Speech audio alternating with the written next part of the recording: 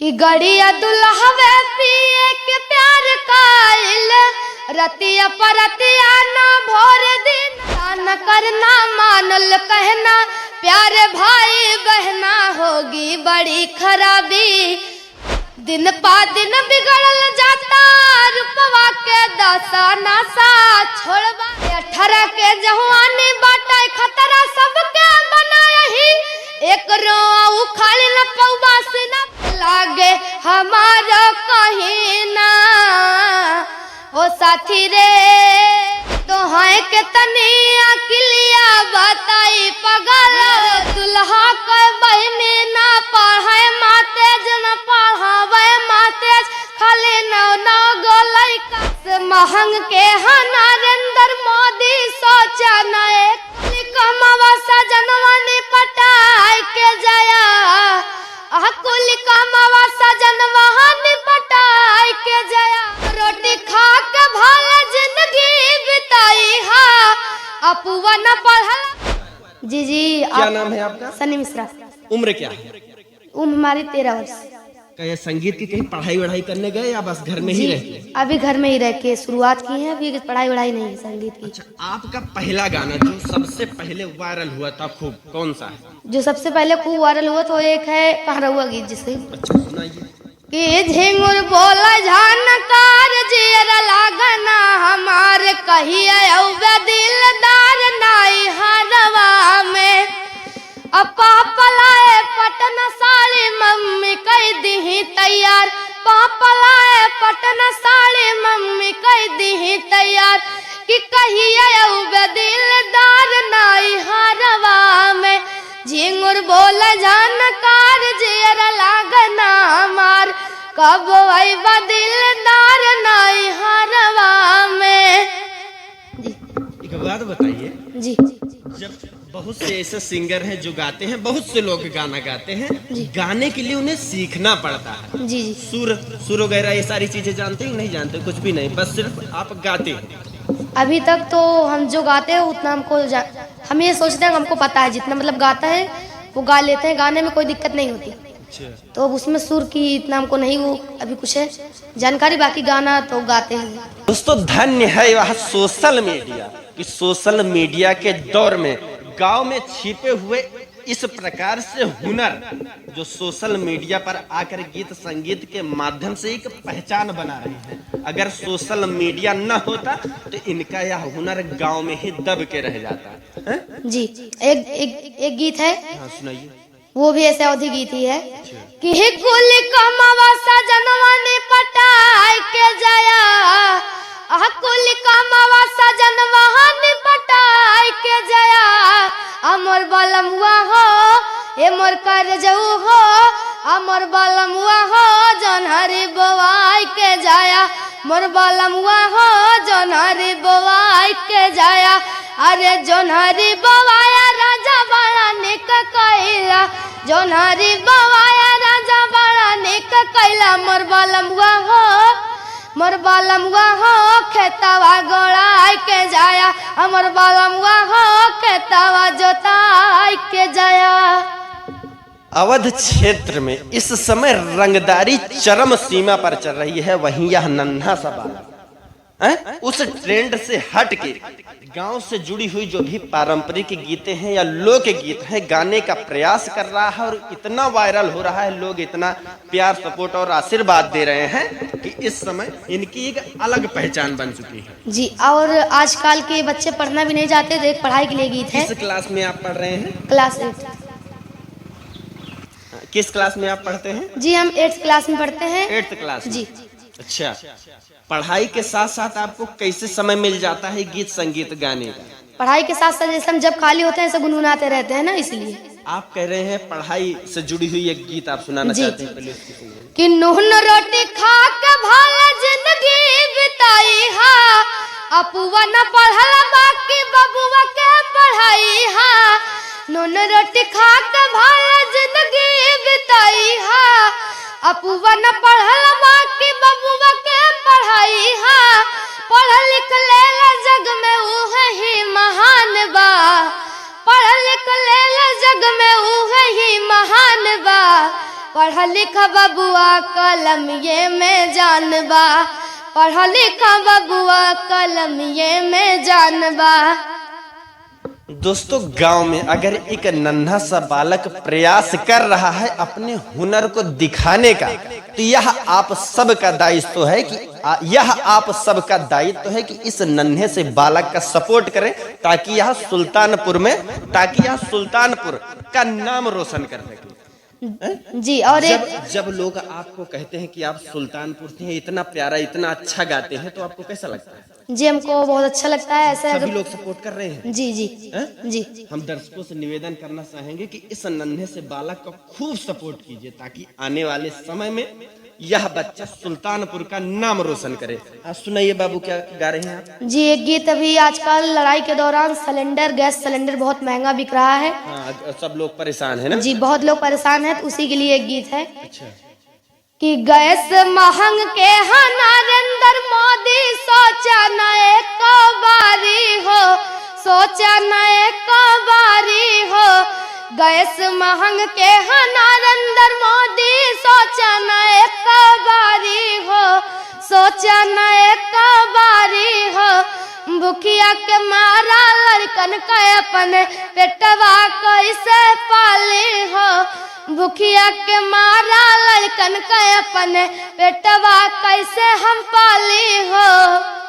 अच्छा, जहाँ स्कूल की तरफ से आपके ऊपर एक दबाव होता होगा, ये पाठ याद करके आना है, यह जो है पोयम याद करके आना है, वहाँ आप इस प्रकार से इतना मतलब सोच के, जो इस समय हो रहा है माहौल को देखते हुए आप इस प्रकार से गीत संगीत लिखते हैं और गाते हैं कि बड़े बड़े सिंगर आपके सामने हताश हो जाए कि भाई क्या गा रहा। जी जी जी। जैसे देखिए, स्कूल में जैसे कोई प्रोग्राम रहता है, 26 जनवरी 15 अगस्त, ऐसे हर प्रोग्राम में जैसे भी पहले तो हमको इन्फॉर्म तुरंत कर देते हैं कि गीत एक आपको गाना है, तो हम गीत को तैयार करने में लग जाते हैं। तो ज़्यादा से ज़्यादा 2 दिन पहले बताते हैं, तो 2 दिन पहले हम उसको तैयार कर लेते हैं। फिर उसके बाद उस गीत की प्रस्तुति हम स्कूल में करते हैं। अच्छा जी। और आप यूजीसी, चूंकि यूजीसी का बड़ा बवाल चल रहा था जी, आपने यूजीसी पर कोई गीत बताया है कि हमने बनाया है? हम उस गीत को कहीं पर सुने थे, लेकिन याद नहीं आ रहा, लेकिन गाएंगे उसको। यूजीसी बीजेपी कलाई डूबी, यूजीसी बीजेपी कलाई डूबी, यूजीसी बीजेपी कलाई डूबी, यूजीसी बीजेपी कलाई डूबी। अरे जही डारे बैठे वही डार काटे, जही डारे बैठे वही डार काटे। मोदी जी लोगवन का आपस में बाटे, मोदी जी लोगवन का आपस में बाटे। पहिरे मुखौटा बड़ी खूबी, यूजीसी बीजेपी कलाई डूबी, यूजीसी बीजेपी कलाई डूबी। अच्छा, यह सब अवधि गीत जी। आपने देखा होगा अवध क्षेत्र में जब शादी विवाह होता है तो माताएं गारी गीत गाती हैं। जी जी। समधी को, दूल्हे को। जी। हाँ, तो कोई गारी गीत बढ़िया से सुना जी। कि अरे दुल्हा का बहनी ना पढ़े मातेज, न पढ़ावे मातेज, खाली नौ गोलाई का पटावे मातेज। चला देखे आई, चला देखे आई जौनपुर के बीएड कॉलेज, चला देखे आई। अरे दुल्हा के बुअक नना दोइया भातार बा नैया भातार, अरे टरका टेम्पू का ड्राइवर भातार। चला देखे आई, चला देखे आई जौनपुर के बीएड कॉलेज, चला देखे आई। जी। आप दर्शकों से क्या कहना चाहेंगे? चूंकि मुझे लगता है कि सुल्तानपुर में गायक बहुत है जी, परंतु आप इतनी छोटी सी उम्र में जिस प्रकार से गा रहे हैं जी, कि जिन्होंने गीत संगीत सीखा है जी, वह भी कहीं ना कहीं आपके सामने आने के बाद चुप हो जाते होंगे। तो आप क्या चाहते हैं कि जो है दर्शकों से आप क्या कहना चाहेंगे कि आप आगे चल के किस प्रकार से प्रयास करेंगे, अपने जिले का नाम रोशन करेंगे? जी, जैसे कि हम दर्शकों से यही कहना चाहेंगे, पहली चीज तो हर चीज माँ बाप होते हैं, उनका अगर सपोर्ट रहेगा तभी काम करने में मन भी लगेगा, और नहीं तो कुछ नहीं होने वाला। तो जैसे कि आजकल के लोग हैं कि 9 महीने माँ उनको पेट में रखती है, उसके बाद जन्म देती है, लेकिन वो अपने माँ बाप को ही बड़े होकर शादी होने के बाद अलग कर देते हैं। तो पहले हम माँ बाप के लिए एक छोटा सा गीत प्रस्तुत करना चाहेंगे। दोस्तों, अपने सुल्तानपुर जनपद का यह हुनर सिर्फ जनपद तक सिमट कर ना रह जाए, इसलिए आप इस वीडियो को ज्यादा से ज्यादा शेयर करें ताकि आने वाले समय में सुल्तानपुर का यह लाल सुल्तानपुर का नाम रोशन करे। और आशा उम्मीदें हैं, पूर्ण विश्वास है कि यह सुल्तानपुर का नाम रोशन करेगा। बाबू, आप जैसे आज के समय में जो माहौल यह चल रहा है जी, आप गा रहे हैं जी, देखकर, जैसे सोशल मीडिया के दौर में देखते होंगे आप, नन्हे नन्हे बालक पढ़ाई लिखाई छोड़ के जो है ठुमका लगा रहे हैं। जी, जी, जी, और आप पढ़ाई भी कर रहे हैं, साथ ही गीत संगीत के माध्यम से लोगों का मनोरंजन भी कर रहे हैं जी। तो इससे जुड़ा हुआ कोई गीत? जी, जैसे कि हम पहली चीज तो दोनों काम कर रहे हैं, आधा पढ़ाई भी कर रहे हैं, उस पर भी दोनों पे मेहनत कर रहे हैं, फोकस दोनों पे कर रहे हैं, लेकिन अब जिसमें सफलता मिल जाए वही ठीक है। और इसके लिए एक पढ़ाई के लिए गीत गाएं और एक पहले एक अवधि गीत है कि तो है के तनी अकिलिया बताई पगलो, तो है के तनी अकिलिया बताई पगलो, और सोनवा के हार खाती सोत्यू ना सजरिया, सोनवा के हार खाती सोत्यू ना सजरिया, तो राखी के नहीं हर पहुँचाई पगलो, तो के तनी अकिलिया बताई पगलो। यह नन्हा सा बालक छोटी सी उम्र में बड़ी बड़ी बातें कर रहा है, हैं? जी, आपको पता है कि आप जिस प्रकार से, अगर आपको कोई बड़ा प्लेटफॉर्म मिला होता तो आज आप जनपद के नहीं देश के एक बड़े सुपरस्टार होते। जी, और आशा है कि यह दर्शक आपका सपोर्ट करेंगे, आने वाले भविष्य में आप एक बड़े सुपरस्टार के तौर पर पहचाने जाएंगे। जी, वो तो जैसे दर्शकों का आशीर्वाद रहेगा वैसे, जैसे दर्शकों का जैसे आशीर्वाद रहेगा उसी के हिसाब से। बस आप इसी प्रकार से, जिस प्रकार से यह नन्हा सा बालक गा रहा है, बस मुझे यही लग रहा है कि हम सुनते जाएं, सुनते जाएं और सुनते जाएं। आज के समय में आपने देखा होगा, चूंकि मुझे नहीं पता कहना चाहिए या नहीं कहना चाहिए, लेकिन फिर भी चूंकि यह बच्चा आज के माहौल को देखकर गा रहा है, तो आज के समय में देखा होगा ये आस्की वास्की का लफड़ा बहुत चल रहा है। जी, जी, कुछ महिलाएं ड्रम में पैक करा दे रही हैं अपने ही पतियों को। जी, जी, इससे जुड़ा हुआ कोई? जैसे एक गीत है, जैसे कि मतलब कि इसी के ऊपर गीत है, दर्दनाक गीत है थोड़ा। अच्छा।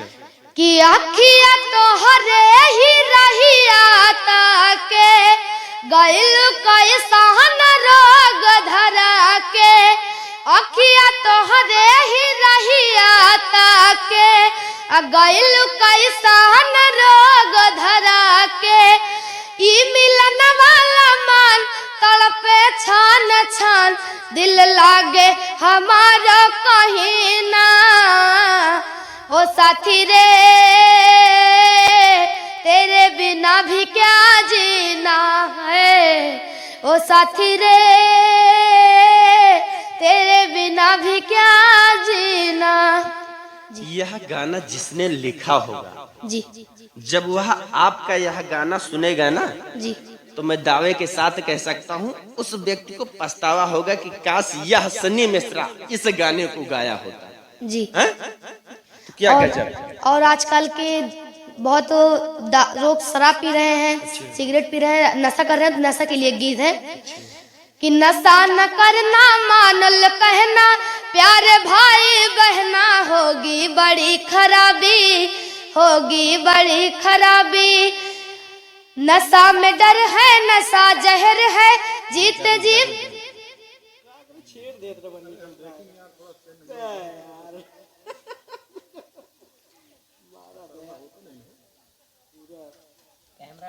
के ऊपर गीत गाना चाहते हैं। आजकल के लोग बहुत ज्यादा शराब पी रहे हैं, नशा कर रहे हैं और नशे में गाड़ी भी चला रहे हैं।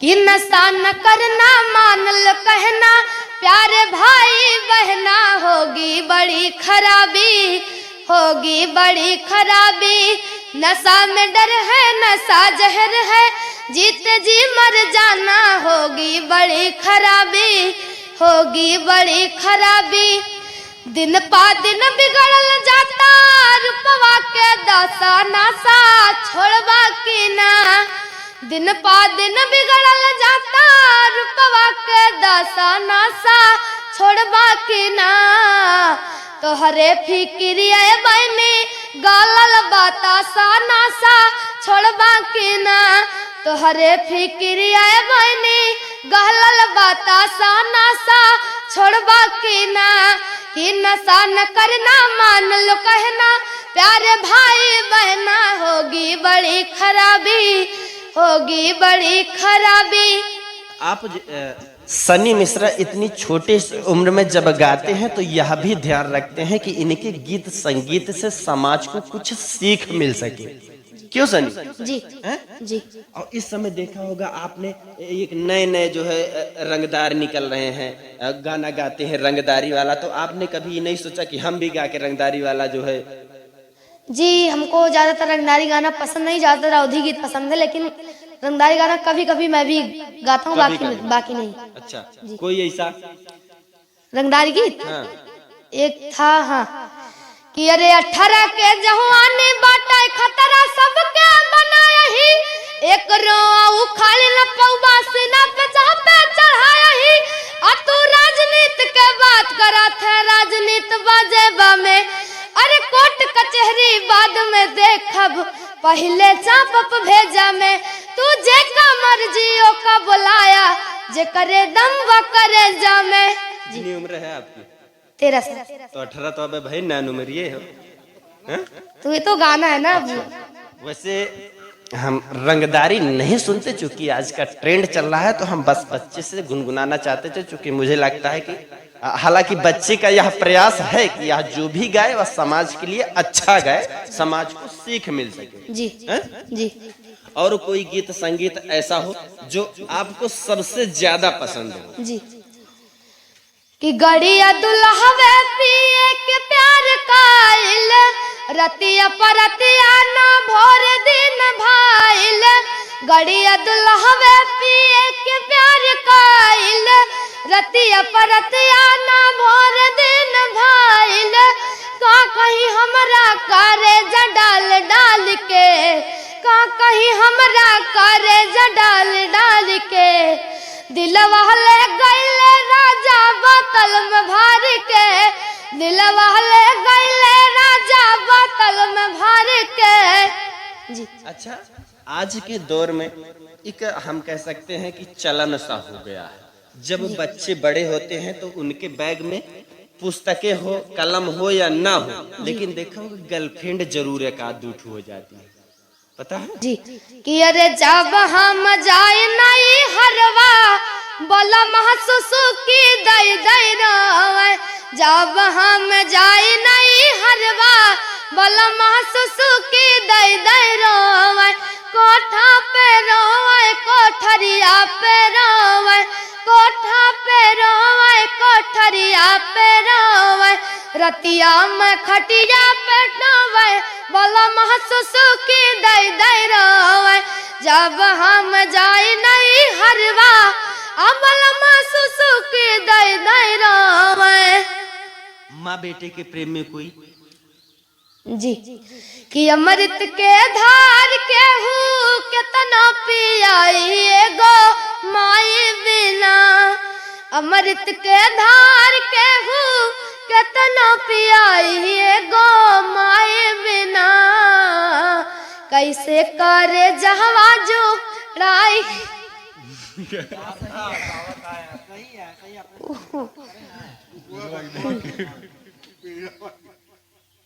चला फिर सूरज गाई अमृत के धार के हूँ कितना पियाई गो माई बिना